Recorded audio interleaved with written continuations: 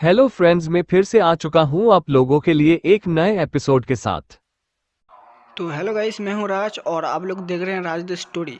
तो आज का वीडियो शुरू करने से पहले मैं आप लोगों को बता दूं, अगर आप लोग चैनल पर नए आए हो तो प्लीज़ चैनल को लाइक सब्सक्राइब एंड कमेंट जरूर कर देना। तो शुरू करते हैं आज का स्टोरी, तब तक के लिए बाय बाय। जब 174 धमाके तो हम करेंगे। अपनी संगीत महफिल को खत्म करने के बाद दर्शकों की शौर्य ने जमकर वाहवाही बटोरी। इस वक्त किसी को भी शौर्य का चेहरा साफ दिख नहीं रहा था, जिस वजह से वे लोग उसे उस पार्टी के माहौल में पहचान नहीं पा रहे थे। तभी कुछ लोगों ने शौर्य की आवाज ही वीडियो रिकॉर्ड करके वायरल कर दी थी। जब शौर्य अपने भाइयों के पास पहुंचा तो उसने मुस्कुरा कर पूछा, तो भाइयों, कैसा लगा संगीत का नशा? इसका नशा तुम्हें दारू या ड्रग्स से भी ज्यादा उत्तेजित करता है। मजा आया ना तुम्हें? ये सुनकर विराज और अधीर पहले खड़े हुए, फिर उन्होंने शौर्य को नाम आंखों से गले लगा लिया। भाई, हमें बिल्कुल यकीन नहीं हो रहा कि तुम संगीत में भी पंडित हो यार।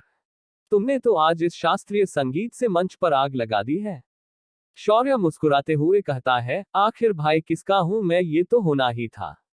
चलो अब पार्टी एंजॉय करते हैं। हॉल के अंदर अब बिन बुलाए मेहमान भी आए हैं।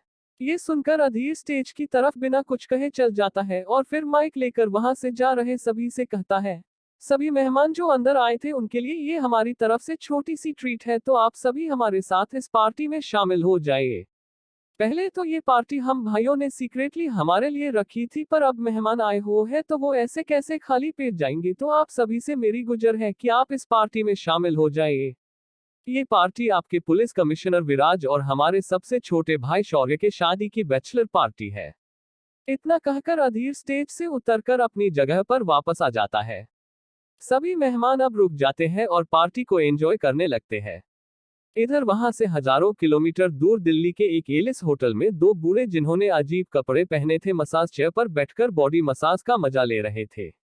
उनके अगल बगल में अर्धनग्न अवस्था में कई सारी लड़कियां उन्हें मसाज कर रही थी। इस बीच में वह दोनों बूढ़े उन लड़कियों के शरीर को छू रहे थे, पर वो लड़कियां उन्हें बिना कुछ कहे उनकी मसाज किए जा रही थी। तभी एक बूढ़ा अपने साथी से कहता है, आचार्य नल जी भर के मसाज करवा ले, पता नहीं इसके बाद कब हमें उस कैदखाने से बाहर आने का और ऐसी उपलब्धि का मजा मिलेगा। हमें यहाँ जी भर के हर चीज का आनंद लेना चाहिए। ऊपर से उस लड़के को मरते वक्त हमें भी हमारी जान देनी पड़ सकती है। ये सुनकर दूसरा आदमी भी कहता है, हाँ आचार्य नील, मैं भी यही सोच रहा हूँ। उस प्रधानाचार्य ने हमें ये काम तो सौंपा है, पर मैं दावे के साथ कह सकता हूँ कि उसे लगता है कि हम इस साधक को मारते वक्त खुद भी मारे जाएंगे। अब ऐसे भी मरना है तो उस प्रधानाचार्य की थोड़ी जेब तो ढीली करनी ही पड़ेगी। वैसे भी उस कमीने ने हमारी कई सारी धनराशि अनुदान के नाम पर हमसे छीन ली है। तभी नील कहता है, सही कहा तुमने, मेरा तो कई बार मन किया कि उस साले प्रधानाचार्य को मैं कद के गले लगा लूं और उसके साथ ही फट जाओ। उसे अच्छी मौत नहीं नसीब होगी, देख लेना तुम। इस बात पर नल हंस देता है और फिर एक बार उन लड़कियों को ताड़ने लगता है। तभी उस कमरे का दरवाजा खुलता है और वेटर के ड्रेस में एक खूबसूरत लड़की वहां आ जाती है। उसके हाथ में दो ग्लास थे। इनके अंदर शराब रखी गई थी। वह लड़की आगे बढ़कर वह ग्लास उन दोनों के हाथ में दे देती है। नल और नील उस शराब को देखते भी नहीं, क्योंकि उनकी नजरें उस लड़की पर ही टिकी हुई थी। उस लड़की के खूबसूरती में वो दोनों खो गए थे। उस लड़की को देखकर उन दोनों के मन में इस वक्त उस लड़की को पाने का ख्याल आया और इस बात को अंजाम देने के लिए उन दोनों ने एक दूसरे को देखा और फिर अगले ही पल वो दोनों किसी बिजली की तरह उस लड़की के बगल में पहुंच गए। फिर उन दोनों ने उस लड़की को पकड़ लिया और उसे उठाकर अपने कमरे की ओर ले जाने लगे। वहां मौजूद मसाज करने वाली लड़कियों डरकर वहां से भाग गई। इधर वह लड़की बहुत छटपटा रही थी, मगर वो उन दोनों की पकड़ से नहीं छूट पाए। जब वो दोनों उस लड़की को अपने बिस्तर पर लेकर आए तो उन्होंने उसे बिस्तर पर पटक दिया। लेकिन जैसे ही वह लड़की बिस्तर पर गिरी, वह लड़की वहां से गायब हो गई। नल और नील को ये बात बिल्कुल समझ नहीं आई। ये क्या हुआ और कैसे हुआ? वो लड़की आखिर गायब कैसे हो सकती है? उनके जैसे साधक भी इसे देखकर हैरान थे। दूसरी ओर शौर्य के कान में आवाज आई, बॉस, वो दोनों इस वक्त उनके बेडरूम में आए हैं। अब बाकी का काम आपको ही करना होगा। ये सुनकर शौर्य अपने बड़े भैया अधीर को देखकर वॉश जाने का बहाना बनाकर वॉशरूम की ओर चला जाता है और दरवाजे अंदर जाते ही गायब हो जाता है। अगले ही पल वह पूर्वोत्तर दिशा की ओर उड़ान भर देता है। कुछ ही मिनटों में शौर्य उस जगह पहुंच जाता है जहां नल और नील थे। शौर्य बिना कुछ सोचे सीधा उस बेडरूम के खिड़की से अंदर कूद जाता है। नल और नील अभी भी यही सोच रहे थे कि वह लड़की गायब कैसे हो गई, पर अब एक लड़का उनकी खिड़की तोड़कर अंदर आया था। जैसे ही उनकी नजर उस लड़के पर पड़ती है, दोनों एक साथ चिल्लाते हैं, शौर्य अग्निहोत्री, तुम तो मुंबई में थे ना, फिर यहाँ कैसे पहुंचे? ये सुनकर शौर्य हंसते हुए अपनी पॉकेट में हाथ डालकर च्युइंग गम चबाते हुए उन दोनों को देखकर कहता है, बात यह नहीं कि मैं अंदर कैसे आया और कब आया, बात यह है कि मैं यहाँ क्यों आया। मेरे इस सवाल का जवाब है, मैं तुम दोनों को ऊपर पहुंचाने आया। ये सुनकर नल को बेहद गुस्सा आ जाता है और वह कुछ मंत्र बुदबुदाता है और उसके हाथ में तलवार प्रकट हो जाती है। वहीं नील भी अपने हथियार को निकालकर रेडी हो जाता है। तभी उन दोनों को इतना स्तर देख शौर्य कहता है, वैसे तो मेरी तुम्हारे साथ कोई पर्सनल दुश्मनी नहीं है, पर तुम्हारे प्रधानाचार्य की वजह से तुम दोनों मारने वाले हो, तो आप दोनों को अपनी मौत मुबारक हो। इतना कहकर शौर्य आगे बढ़ा और उन दोनों पर उसने अपने लात घूंसे बरसाने शुरू कर दिए। शौर्य का हर वार एकदम साधारण दिख रहा था, मगर जब भी वो दोनों उससे बचने की कोशिश करते तो अचानक वह वार उन्हें लग ही जाता था, मानो वो खुद उस वार को खाने के लिए अपने आप को आगे कर रहे हो।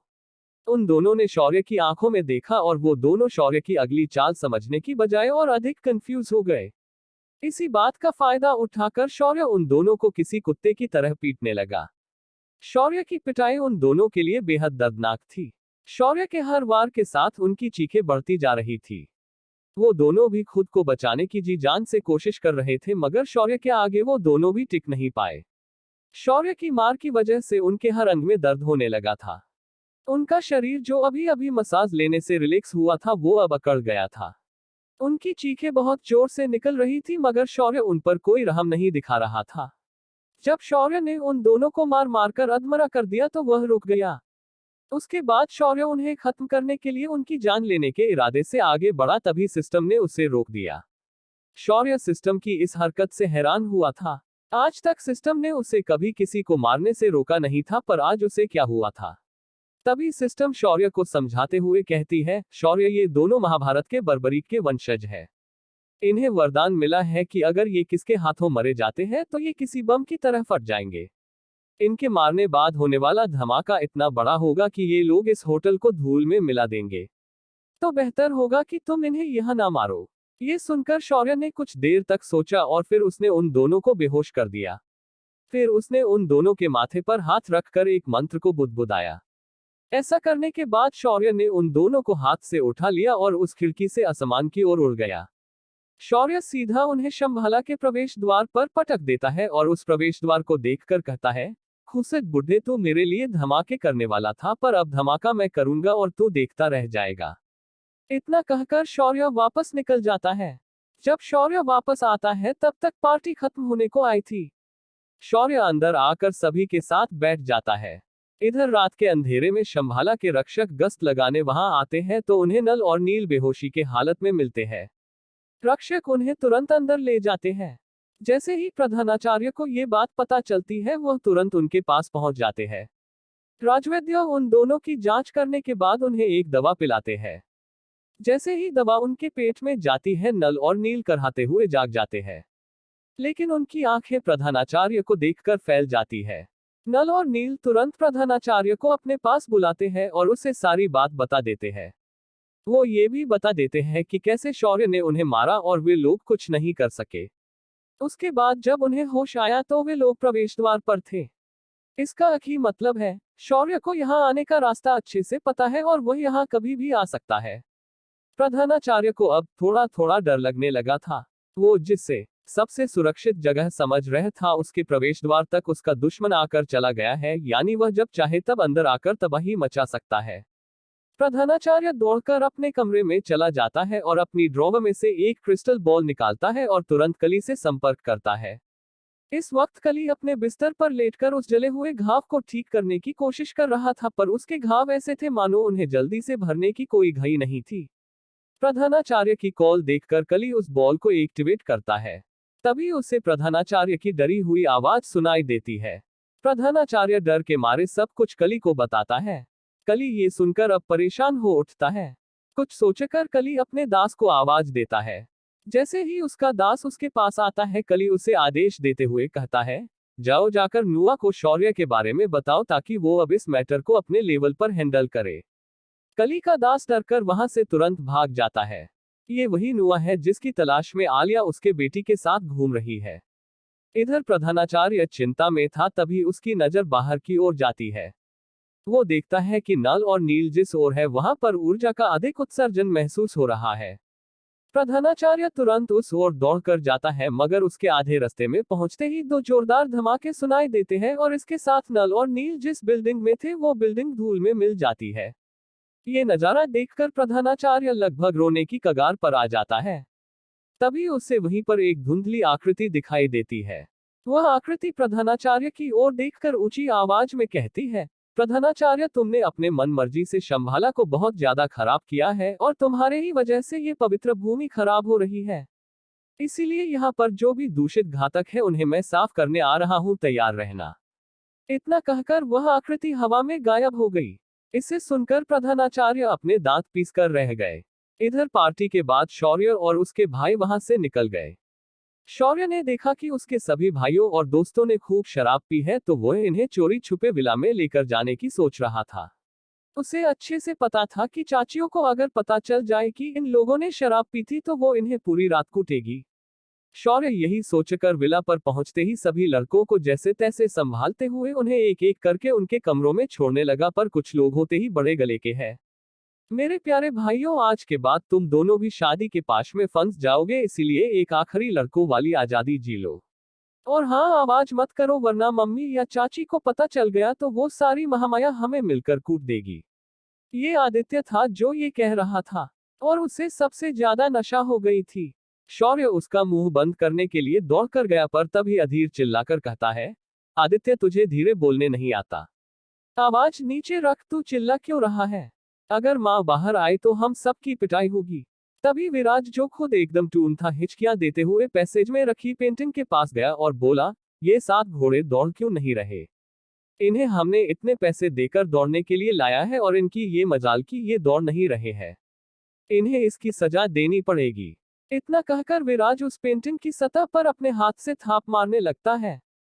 तभी अभिमान और कबीर थोड़े होश में थे, पर उन्हें उनका बैलेंस संभल नहीं रहा था और इस वक्त अभिमान नीचे गिर जाता है तो कबीर उठाता था, फिर कबीर के गिरने पर अभिमान उठा रहा था। ये सारा नजारा घर की सारी बड़ी औरतें, चाचा चाची, दादाजी, भाभी, सब लोग इसे देख रहे थे और मांग दबाकर ऊपर से हंस रहे थे। इन सब के बीच होश में अकेला शौर्य था, जो उन सभी को जैसे तैसे संभलकर अंदर लेकर आ रहा था। शौर्य अब उन सभी से परेशान हो रहा था। तभी बड़ी चाची ऊपर के गलियारे से कहती है, शौर्य, तुम इन्हें यहीं छोड़कर अपने कमरे में चले जाओ, इन्हें हम देख लेती है। बड़ी चाची ने ये इतने प्यार से कहा था कि शौर्य झट से बोला पड़ा, हाँ माँ, मैं अभी जाता हूँ। पर अचानक उसके शरीर में कर्क सा दौड़ गया। उसने जब ऊपर की ओर देख तो जाधव परिवार के लोग और अग्निहोत्री परिवार के सारे लोग जाग चुके थे। अभिमान की माँ भी जाग चुकी थी। तभी अभिमान, जो कबीर को उठा रहा था, वह अचानक शौर्य से बोलता है, भाई, तुमने मुझे सब कुछ दिया है, तू ही मेरा सच्चा भाई है। अब बस मेरी सेटिंग करा दे उस प्रणाली से, मेरे प्यार की नैया तू ही पार करा दे। मैं तुम्हारे लिए ढेर सारी दवाइयां बनाकर दूंगा। जब शौर्य ने ये सुना तो वह तुरंत हाथ में पकड़े आदित्य को छोड़कर उसके पास गया और उसे चुप कराने लगा। तभी अहान, जो तीसरे चाची का बेटा था, वो गाना गाने लगता है, डॉल्बी वालिया बोल अब माजिया डीजे ला। ये सब देखकर शौर्य को अब चक्कर आने लगे थे। शौर्य ने आखिर में परेशान होकर उन्हें वहीं बाहर के हॉल में छोड़ दिया और खुद से बड़बड़ाते हुए बोला, हे भगवान, शराबियों को संभालना बच्चे संभालने से भी ज्यादा मुश्किल होता है। 2 दिन में शौर्य की शादी है। क्या उसकी शादी नॉर्मल शादी की तरह पार हो जाएगी या फिर कोई नया पंगा उसका इंतजार कर रहा है? क्या करेंगे घरवाले इन शराबियों के साथ? किसकी होगी सबसे ज्यादा कुटाई?